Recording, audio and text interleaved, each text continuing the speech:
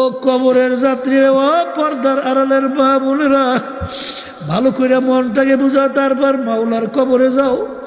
বাজার আজকে তোমার আমার একটু মাথা ব্যথা করলে সহ্য করা যায় না, একটু পেটের ভিতরে ব্যথা করলে সহ্য করা যায় না। আল্লাহ রসুল বলেন, ও আমার উম্মতেরা, দুনিয়ার যে তোমরা আগুন দেখো, এই আগুনের চেয়ে 70 গুণ তেজের আগুন জাহান্নামের আগুন। ওই আগুনের ভিতরে কেমনে জ্বলবা চিন্তা ভাবনা করে তারপর কবরে রওনা করা লাগবে। বাজান ওই আগুনের কেমন তেজ হবে, আল্লাহ রাব্বুল আলামিন কোরআনুল কারীমের ভিতরে বলেন, নারুল্লাহিল মুকাদাতুল্লাতী তাত্তালিউ আলাল আফইদা। জাহান্নামের আগুন এমন তেজের হবে, শরীরের যে কোনো জায়গায় লাগার সঙ্গে সঙ্গে ওই আগুন যাইয়া কলিজা পর্যন্ত পৌঁছে যাবে। আল্লাহ আপনি আমাকে আমাদের সবাইকে মাফ কইরা দিয়ে। এ দুনিয়াদার পাগল আমার বাবার, আমার মাওলা জাহান্নামের আগুন তৈরি করার পরে আমার মালিক ডাক দিয়ে বলে, ফেরেশতারা আগুন আরো জ্বালাও, আগুন আরো তেজ করো।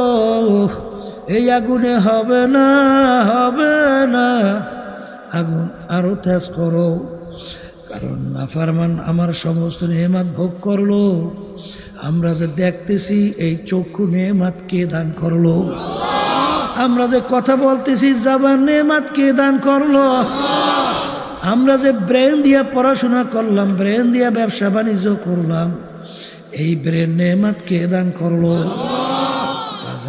অনেক বড়লোক মানুষ তোমার আমার সামনে সন্তানদেরকে নিয়ে আসে, বাজার এত সুন্দর চেহারা, আহারে বাপ সামনে নিয়ে এসে বলে, হুজুর ওর জন্য একটু দোয়া করেন।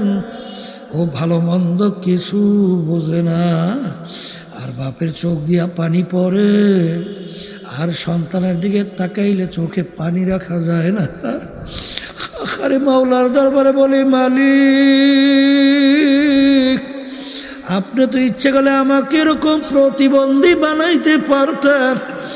মালিক আপনি আমাকে এত সুন্দর একটা মানুষ তৈরি করলেন, এত সুন্দর ব্রেন দান করলেন, হাত পা এত সুন্দর দান করলেন। এর নেয়ামত যদি শুকরিয়া কিয়ামত পর্যন্ত আদায় করতে থাকি, কোনোদিন নেয়ামতের শুকরিয়া আদায় হইবে না।